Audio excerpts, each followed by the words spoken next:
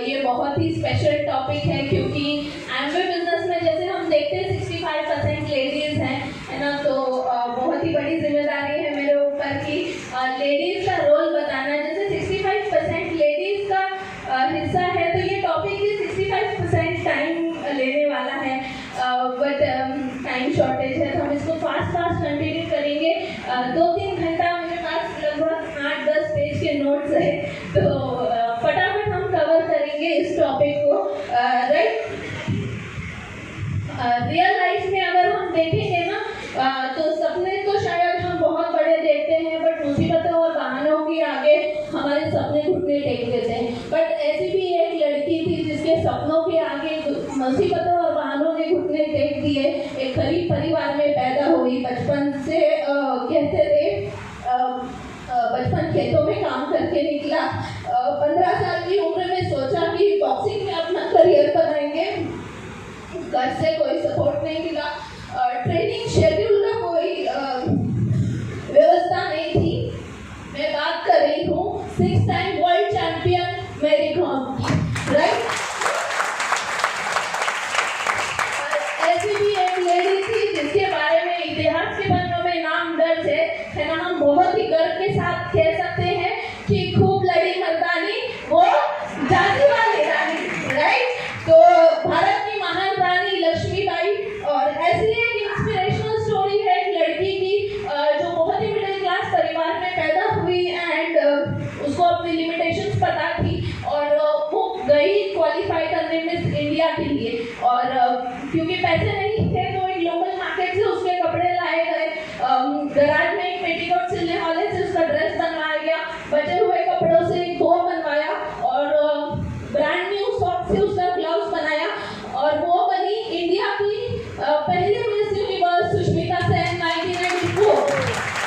और 2011 में एक लड़की जो ट्रेन से लखनऊ से दिल्ली जा रही थी, कुछ गुंडों ने चलती ट्रेन में एक सोने की चेन के चक्कर में उसको ट्रेन से उठा के बाहर फेंक दिया। 16 घंटा ट्रैक पे पड़े रहने के बाद 40 से 50 ट्रेन अप डाउन होती है, और एक औरत अपना पैर गवा के दूसरे पैर पे स्टील का रॉड लेके जब लोग उसको सहानुभूति दे रहे थे, तो उसको ये मंजूर नहीं था, और उसने डिसाइड किया कि वो माउंट एवरेस्ट क्लाइंब करेगी।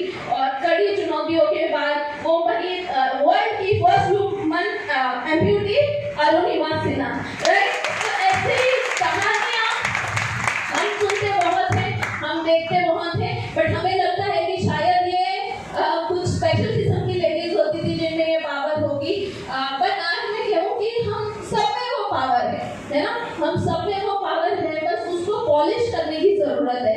एज अ वुमन जब हम बात करते हैं ना कि आपके लाइफ में क्या होता है ये मैटर नहीं करता, वो 10% हिस्सा है, बट आप अपनी लाइफ में उसके साथ क्या करते हो वो 90% आपकी लाइफ को डिसाइड करता है, राइट। तो अब हम बात करेंगे जैसे आपके बिजनेस में हम देखते हैं जो पैसा है ना, कितने लेडीज के नाम पे रजिस्ट्रेशन है बिजनेस का, तो 90% पैसा हम ये लोग रखते हैं, है ना। अब हमारे वार्डरोब में हिस्सा ज़्यादा किसका होता है? 90% हिस्सा लेडीज का होता है ना। सपने किसके ज़्यादा होते हैं? अगर आप एक पेपर दे दो तो 90% लेडीज और 10% जेंट्स, वो भी उनका होगा इन्वेस्टमेंट और लोन फ्री, बस। दूसरा है ना, अगर हम कलर्स की बात करें तो जेंट्स के पास शायद ब्लैक, ब्लू, ब्राउन, और लेडीज के पास light green, dark green, bottle green, parrot green, peacock green, है ना, रामा ग्रीन, बहुत सारे कलर्स होते हैं। तो जब हम 90% इस बिजनेस में रिवॉर्ड एक्सपेक्ट कर रहे हैं, तो हम 90% आपको काम भी करना पड़ेगा, है ना। बट हमें बहुत बार होता है कि रिस्पॉन्सिबिलिटी हमें वो नहीं लेनी होती है। शायद हमारे जेंट्स के प्रति एक माइंडसेट है कि जेंट्स का एक हिस्सा है कि वो पैसे कमा के घर लाएंगे ना, ऐसा नहीं है। तो आपको बिजनेस से रिलेटेड हर चीज की एज अ लेडी आप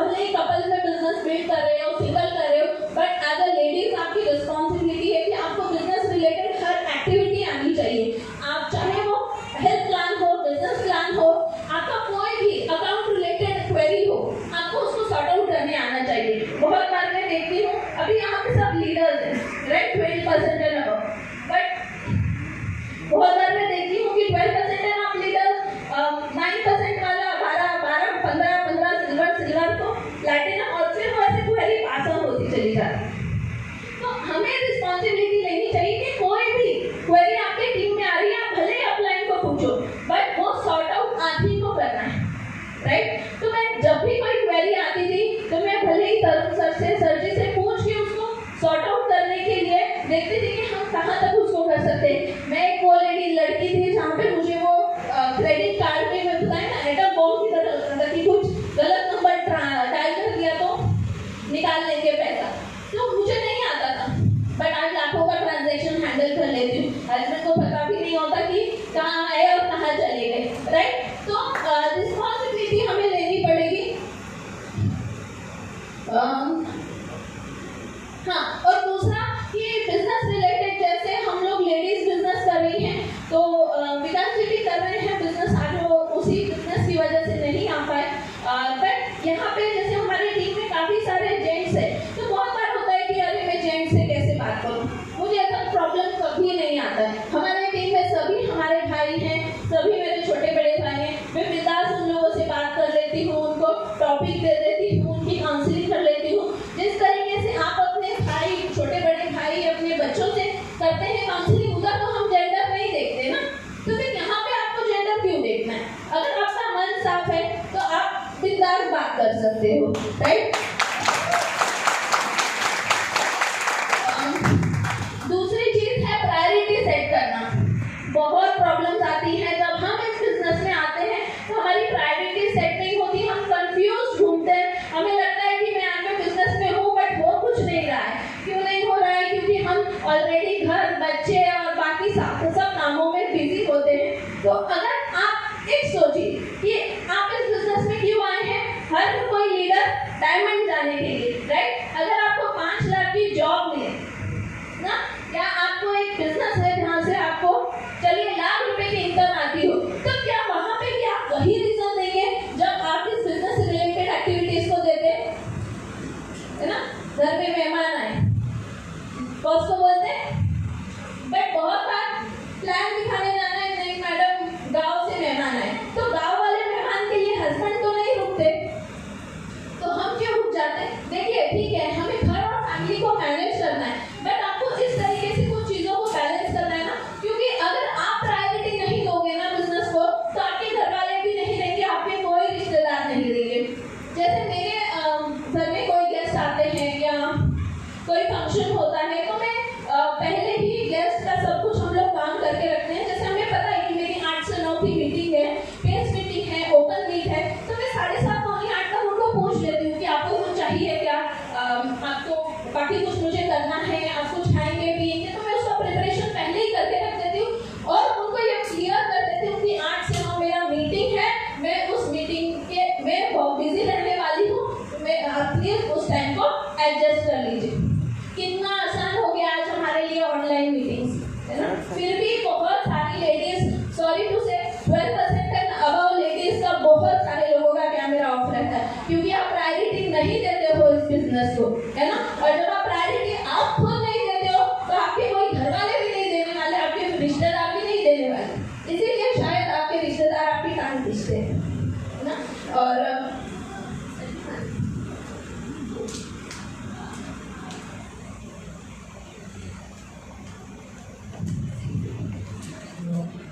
और प्रायोरिटी में आती है हमारी फैमिली, हमारे बच्चे, है ना? बच्चे हर लेडीज का वीक पॉइंट होते हैं, बट बहुत बार हम इस गिल्ट ट्रिप में चले जाते हैं कि मैंने मेरे बच्चे को टाइम पे खाना नहीं खिलाया, उसकी पढ़ाई नहीं कराई, उसके कुछ एक्टिविटीज में उसका साथ नहीं दिया। देखिए हम ये बिजनेस किसके लिए कर रहे हैं, ना कि हम पहली प्रायोरिटी हमें भी पता है कि हमारे बच्चे हैं, तो जब आप बच्चों को स्कूल में भेजते हो उसको नहीं पसंद है, जब आप उसको दवाई खिलाते हो जो उसको नहीं पसंद है, करते हैं ना, क्योंकि हमें पता है कि हम वो चीज उसके बेहतरी के लिए कर रहे हैं। तो जब आप इस बिजनेस की एक्टिविटी के लिए निकलो तो मन में कोई गिल्ट लेके नहीं निकलना है कि मैं इस बिजनेस में निकल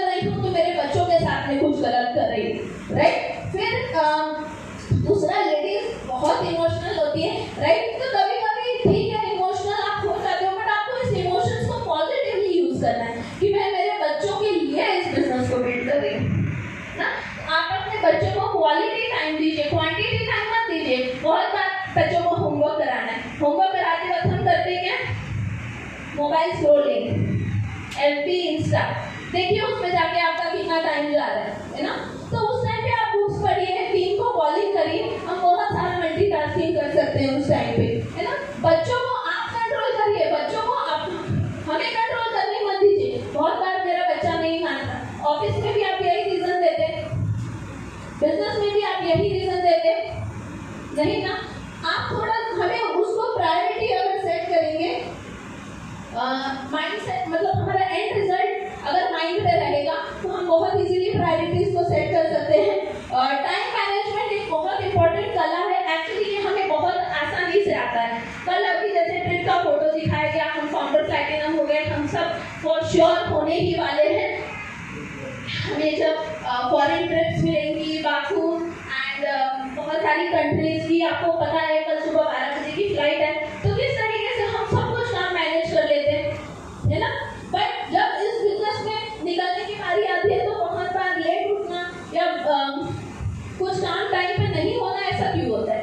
क्योंकि हम उसको इम्पोर्टेंस नहीं देते। मैंने टाइम मैनेजमेंट की बुक में पढ़ा था, यदि आप 1 लाख रुपए कमाते हो इस बिजनेस में तो आपको आपके टाइम की वैल्यू निकालना आना चाहिए, है ना।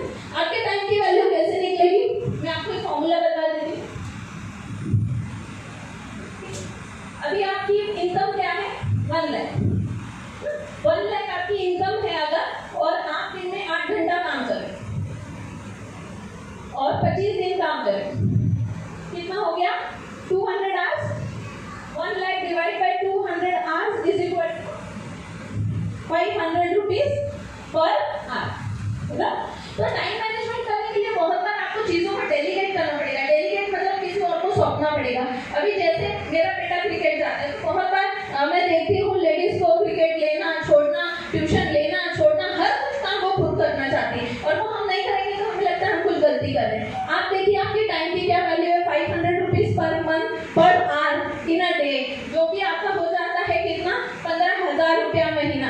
अगर आप 15,000 रुपया महीना बचाने के लिए, सॉरी 2,000 रुपया आपके बाइक का महीना बचाने के लिए आप 15,000 का नुकसान करके देते हो।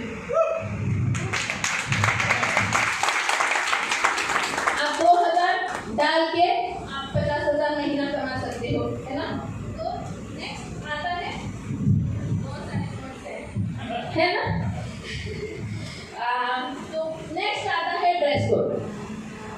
अब लेडीज शादी हो गई, बच्चे हो गए, करना क्या है? कौन देख रहे हैं? बहुत बार हमारा ये एटीट्यूड होता है सीरियसली, और अगर आप हमारा ये ऐसा एटीट्यूड रहता ना तो हम लोग कॉन्फिडेंटली किसी से बात भी नहीं कर पाते। तो dress code is very very very very very very very important, क्योंकि first impression is the last impression. आपको ड्रेस में आप जो भी अर्न कर रहे हैं ना, कम से कम 1 से 2 ड्रेस पर मंथ आप थोड़े डिसेंट वाले खरीदने जरूरी है। सब लेडीज हस्बैंड की तरफ देख रही है ना। तो ड्रेस कोड है ना, कुछ भी चलता है, कैसा भी चलता है, ऐसा नहीं चलेगा। देखिए हम सिर्फ हमारे हेल्थ एंड ब्यूटी एडवाइजर नहीं है, हम हमारे उस अपलाइन एक ऑर्गेनाइजेशन का पार्ट है, उस डायमंड ऑर्गेनाइजेशन का एक पार्ट है। हम एमवे को रिप्रेजेंट कर रहे हैं, हम हमारी टीम को रिप्रेजेंट कर रहे हैं। तो जब आप $1 मिलियन कंपनी को रिप्रेजेंट कर रहे हो तो आपका ड्रेस कोड कैसा होना चाहिए, right? It is very important कि आप अपने ड्रेस कोड को ध्यान दो, स्पेशली 12% एंड आप लीडर्स प्लीज हमें ड्रेस कोड पे ध्यान देना है। आप इन्वेस्ट करिए अपने आप में, आपके सारी सब लेडीज के चेहरे पे स्माइल आ गई है, राइट? ड्रेस, बैग, शूज, है ना। हम ऐसे निकलिए, आज ऐसे निकलिए हर रोज हर मोड़ पर, जैसे कि आज आपको आपका डायमंड लीडर मिलने वाला है, आपकी टीम का डायमंड आज आपको मिलने वाला है। तो हर रोज इस तरीके से निकलना है, क्योंकि देखिए आप शायद कैजुअली निकल गए, बट उस दिन आपको दूर से खड़ा कोई प्रोस्पेक्ट, कोई 3% लीडर आपको दूर से देख रहा है और वो कह रहा है कि देखो देखो वो है ना, वो हमारी मैडम है और हमारा भैया खराब है ना, वो मुझे नहीं करना है भैया, मुझे एंड में ऐसे लोगों के साथ। तो dress code is very important. फिर बात आती है, बहुत इंपॉर्टेंट टॉपिक है रिलेशनशिप, है ना। तो जैसे सर ने बोला ना, good news and bad news. तो अच्छी बात यह है कि लेडीज रिलेशनशिप बनाने में भी माहिर होती है और बिगाड़ने में भी माहिर होती है ना। तो आप जानते होंगे सभी लोग कि जब 2 लेडीज फ्रेंड्स है होना ही पड़ेगा। और जब दो लेडीज की दुश्मनी है तो वो मजाल है बात भी नहीं कर सकते हैं ना, नंबर भी सेव नहीं कर सकते हैं। और जब तो लेडीज बात करेंगी तो पूरे खानदान की 4 पुरुषों की कुंडली निकल आएगी। तो हम लोग बहुत माहिर होते हैं रिलेशनशिप बनाने में। तो देखिए जिस तरीके से हम हमारे फैमिली में एक रिलेशन बना के चलते हैं, पांचों उंगलियां सेम नहीं होती, हमारे 2 बच्चे हैं बट बच्चे सेम नहीं होते, उस तरीके से आपके टीम में हम लोग आएंगे वो भी सेम नहीं होंगे, है ना। तो आपको हमेशा उनको एक अलग लेवल पे जाके नर्चर करना पड़ेगा, अपने उनकी जगह पर खुद को रख के सोचना पड़ेगा कि इनकी अपब्रिंगिंग क्या थी, अगर मैं इस जगह पर होती तो शायद हम भी वही करते। एमए बिजनेस में आने से पहले हम खराब थोड़ी थे, है ना। कौन अपने आप को खराब मानता था? कोई नहीं। तो हम खराब थोड़ी थे, अच्छे थे। तो वो भी अच्छे लोग हैं, है ना, है ना। तो टॉलरेंस लेवल आपका बहुत हाई होना चाहिए। एज अ लीडर मैं आपको बता दूं, आपने सीरीज सुनी है, हमने हमारे अपने मेंटोर से बहुत बार सुना है कि कितने लोग कितना कुछ बोल रहे हैं। हमारे गुरुजी हमेशा कहते हैं कि जो सहता है वो महान बनता है ना। नीलकंठ बनो। नीलकंठ का क्या मतलब है? कंठ में रखो, वो बाहर छोड़ो, अंदर निकलो। तो वो बाहर हम लोग छोड़ देंगे तो गंदगी मचा देंगे और अंदर ले लेंगे तो खुद को नुकसान हो जाएगा। तो हमारे वर्ड्स और एक्शन पे हमारा बहुत ज़्यादा नियंत्रण होना जरूरी है। अगर आपको समझ में नहीं आ रहा है ना, अगर आपके घर में कोई सिचुएशन हुई है, आपको गुस्सा है, आपके होती है ना घर में सिचुएशन, हस्बैंड वाइफ का झगड़ा हो गया, कुछ भी हो गया, और उस टाइम पे आपके परिवार में किसी का फोन आ रहा है ना और आप उस मूड में नहीं हो कि आप उसको बेस्ट दे सकते हो, तो प्लीज उस फोन को मत उठा। आधा घंटा 1 घंटा अपना टाइम लेके फिर उठाओ, है ना। क्योंकि कहते हैं ना कि तीर से क्या कमान से निकला हुआ तीर और बोले हुए शब्द कभी रिटर्न नहीं आते। तो कभी कभी हम अपना फ्रस्ट्रेशन किसी और पे डाल देते हैं। तो ये बहुत ध्यान देने की जरूरत है।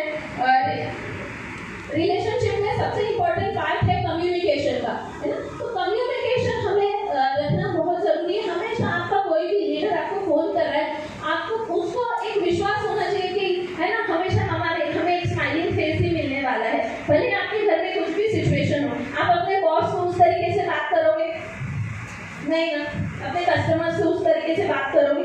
तो यहाँ पे हमारी कोई ग्रुप हमारा जागे नहीं कि कुछ भी सुन लेंगे बोले। तो कम्युनिकेशन पे ध्यान देना है ना।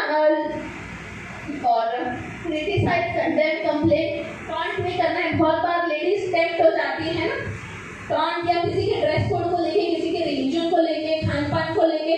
कभी भी जेंट्स में ये चीज़ कम होती है बट लेडीज में थोड़ी सी ज़्यादा हो जाती है। तो ये चीज़ थी हमारे में भी, हमने उसको बहुत इम्प्रूव किया है। तो टॉन्ट नहीं करना है, वर्बली भी नॉन वर्बली भी। बहुत बार हम लोगों को देख के ना आड़े टेढ़े फेसेस बना लेते हैं, कुछ शब्दों का उपयोग कर लेते हैं। तो हमें उनकी पर्सनल लाइफ में इतना ज़्यादा भी नहीं घुसना है कि ना बाद में हमें तकलीफ हो जाए। और जैसे मैंने देखा है कि ना लेडीज पावर क्यों दिया गया, क्योंकि एमए में 65% लेडीज है बट हमारे ग्रुप में 95% लेडीज है।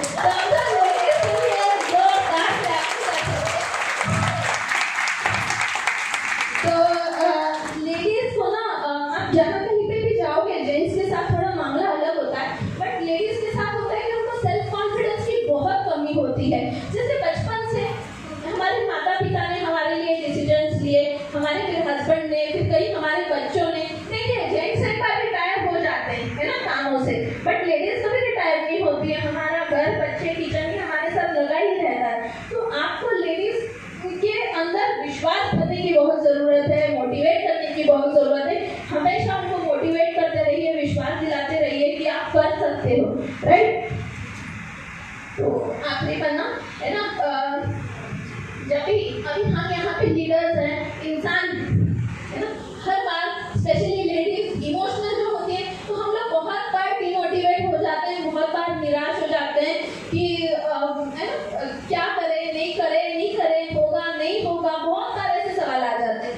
तो जब हमारी डायमेंडशिप की जर्नी में हमें जब भी ये सवाल आता है, हम अकेले होते हैं और डिसीजन ना सिर्फ हमें लेना होता है, तो आप 1 मिनट रुकिए, पीछे देखिए और सोचिए कि एक कदम चल के जहाँ तक आप पहुँचे हो, तो बस एक कदम अपना आगे बढ़ाना और आप देखना कि आप डायमेंडशिप तक पहुँच चुके होंगे, right.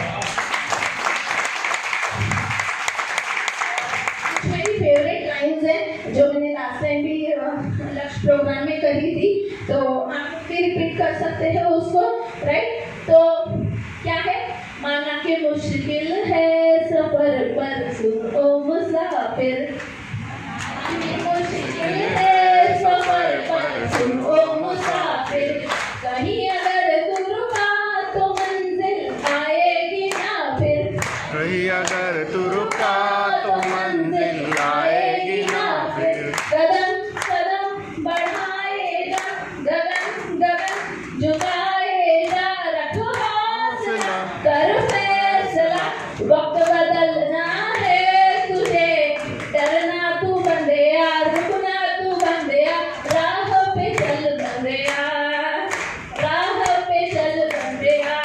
Thank you so much.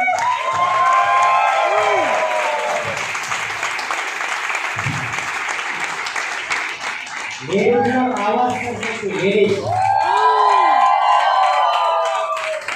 Gents आप देख रहे हो, ठीक है।